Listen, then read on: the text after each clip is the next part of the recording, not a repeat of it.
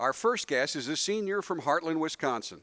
Molly Seidel recently became a two-time NCAA champion, as well as Notre Dame's first female to capture the NCAA cross-country championship and first overall since Oliver Hunter accomplished this feat way back in 1942. She also became Notre Dame's first individual national champion in the women's program history in the 10,000-meter event at the 2015 NCAA Outdoor Track and Field Championships last spring. And Molly, we thank you for stopping by to chat with us today. Oh, thanks for having me. You know, it's tough to get to be a two-time guest on this show, but when you win 2 national championships, it's, you know, what else could we possibly do? It's a great way to start the new semester to take a moment to reflect back on what was probably the singular most significant event in Notre Dame athletics last semester, which was you winning the cross-country championship. Congratulations. Thanks so much. Take us back there. Take us to race day, to your approach to it, and sort of go through the race with us a little bit. Mm-hmm. Yeah, it was just about as good of a day as we could have asked for. The weather ended up being pretty mild. We avoided any of the big rain that was supposed to be coming, and just having the whole team there was such a big factor in it. It's, I don't know, it's one thing for NCAAs for track when I got to the line and you're at the national meet and you're nervous and there's so many people there, but having, I don't know, your 6 best friends there right on the line with you and knowing that they have your back is incredible. So being able to go into that race with that support and have so many people who weren't competing that day just from the team coming down to watch was a big factor as well. So it was a really special day. Now, tactically, you went out pretty fast, right? I mean, you that was the game plan? Yeah, it was. There's a ton of girls in that race, and so it's kind of like surfing a tidal wave. So I wanted to just get right out to the front and try and hold that position. And so I stayed up there, stayed a little bit conservative the beginning part of the race, and then about halfway in, we started breaking away and started having some fun. When did this all start? When did you first know that you wanted to competitively run? Probably beginning right around in middle school. My school didn't have any track team or cross-country team, but I knew I was pretty good at running. We ran in gym class. I ended up breaking the school record for the mile in 5th grade, just doing the fitness challenge mile in gym class. And so after that, I kind of knew that I had a little bit of a talent for it and convinced my mom to let me go out for my church track team. And just from there, kind of kept going with it. What's an average week for you in terms of, I guess everything's measured in meters now, but how many miles do you think you run a week? Typically, I'm anywhere from about 75 to 95 miles a week, depending on the training or the meet schedule that week. And it's just usually 2 runs a day, and you just kind of get used to it. And I love being able to do the high mileage, and I'm blessed that my body can handle that pretty well. And so I don't know, it just becomes a day-to-day thing. It's kind of like brushing your teeth. You don't have to think about doing it anymore. It's just something that you do every day.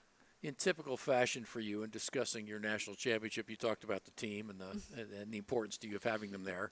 It's not automatic that your team is there. The team has to qualify to be at the finals. And then you talked about we broke away. The we included a teammate, right,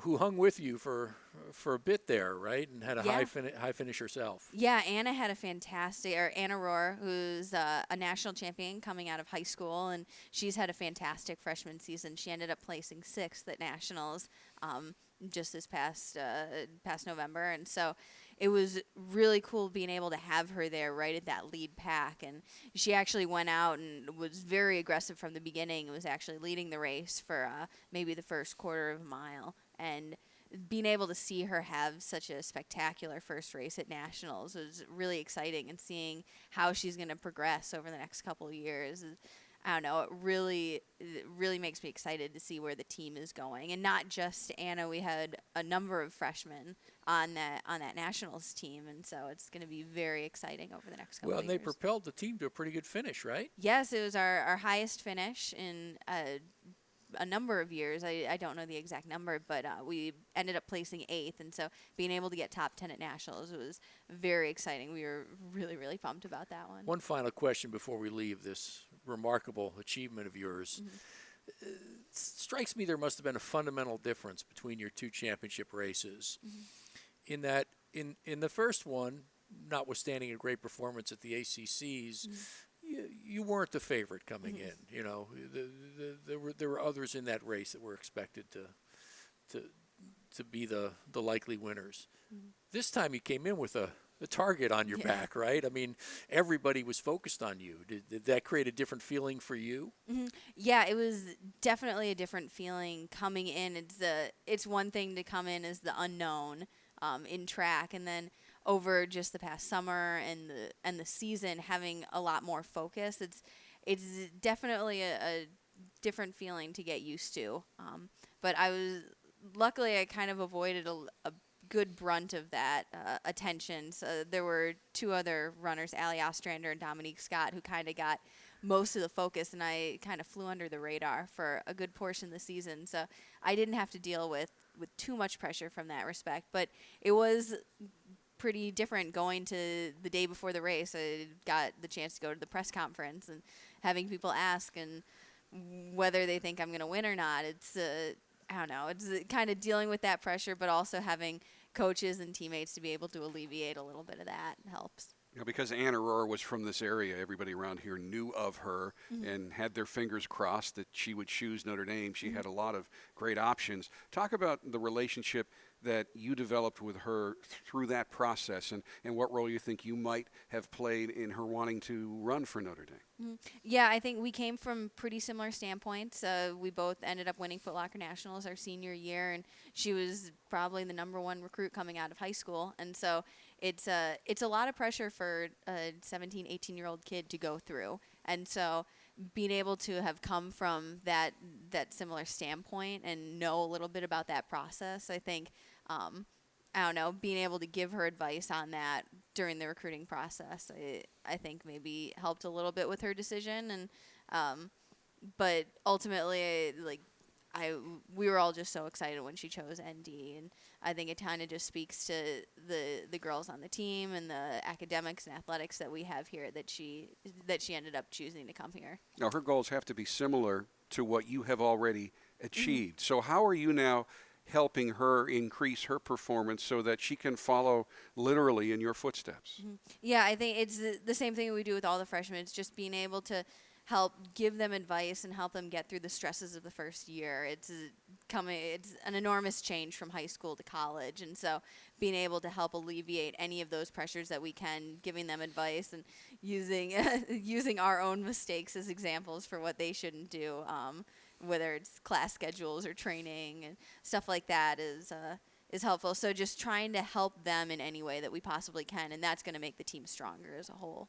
The experience of our distance runners is a little bit different than our other student athletes here, in that there isn't much of a season. You've got cross country. Or there is the season, but it never ends. It never ends. You've got cross country, you've got indoor, you've got outdoor, and now I would guess you also have a national calendar to pay attention to beyond Notre Dame. So how do you sort of manage all of this? How do you protect your body, prepare yourself for this elite level of competition? Yeah, it can be difficult because, like you said, there's no off season really, and there's always basically every weekend there's a meet that you could potentially go to. And so a lot of that is Coach Sparks being able to look at our schedule and plan out exactly what meets we're going to run, and being able to work in periods of rest and recovery into that schedule so that we can have that longevity over the course of the year, because you need to peak a certain number of times for big races and get ready for those major events. You don't want to be racing every weekend. You don't want to be grinding yourself down too early in the season and then not be able to make it to May and June when those large races are. So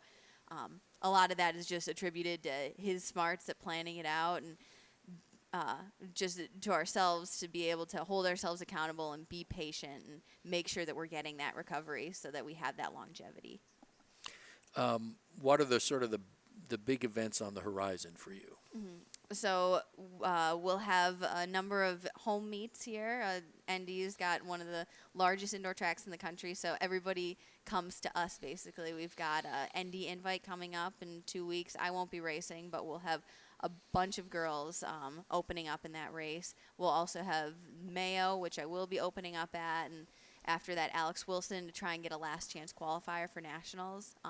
And then as well, we'll have ACCs out in Boston this year, and so that's going to be a major event, and hopefully, knock on wood, nationals in mid-March or so.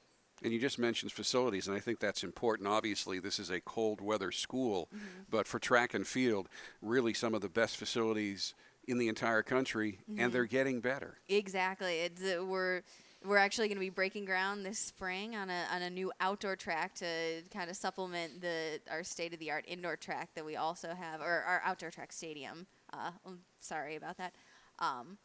So it's going to be exciting to be able to have those new facilities. But yes, in terms of what we have here at ND, even though it can be cold and miserable outside, we're able to get in all the training that we need. We've got a 320-meter indoor track, which is bigger than just about anybody else has, and so it's fun being able to have all these large, notorious schools in track have to come to us. Now, you talked about Coach Sparks. Can you talk a little about the relationship you've developed with him? You talked about how you sit down with him and plan when you should run so that you get the proper rest and can be at your best. But on a daily basis, what are your interactions like with him? Yeah, we're seeing Sparks every day at practice. I'm probably up wasting more time in the office than I probably should. But just going there and being able to have open conversations with him about training, and it's a back and forth. He definitely likes getting our input. We have our training logs online that he's always making sure that we're updating. But so he's getting the feedback from us on how the training is working, and so then he can better plan that out. And so it's great being able to have that two-way conversation rather than just him telling us how the workouts are going to be. And if you don't like it, then too bad. He's always willing to adjust and experiment, and I think the success of that shows throughout everyone's performances just this past cross-country season and last year in track as well. So, well, I know you don't want to look too far ahead, but I can't let you go without asking, are the Olympic trials a hope for this year, or is it? Yeah, definitely a hope and a dream for this year. That's going to be one of my major goals, to try and get that qualifier to go out there in early July. So hopefully I'll be able to put together some good training and some good races to be able to get that. But it's definitely going to be a challenge. The U.S. is just absolutely loaded with talent, especially in the events that I'm hoping to go for, the 5K or the 10K. So it's going to be buckling down and just getting in that good, solid work to try and move from NCAA competition up that next step to the national scale. Well, and thankfully, some of that talent is another ND former runner, another Molly, who's doing great. And I'd love to see both of you have great success this year and at the trials. Thank you so much for coming on and being with us. And I can't tell you how proud we are to have a two-time NCAA champion here at Notre Dame. Oh, Thank you. Thanks so much. Thank you. We'll be back in a minute.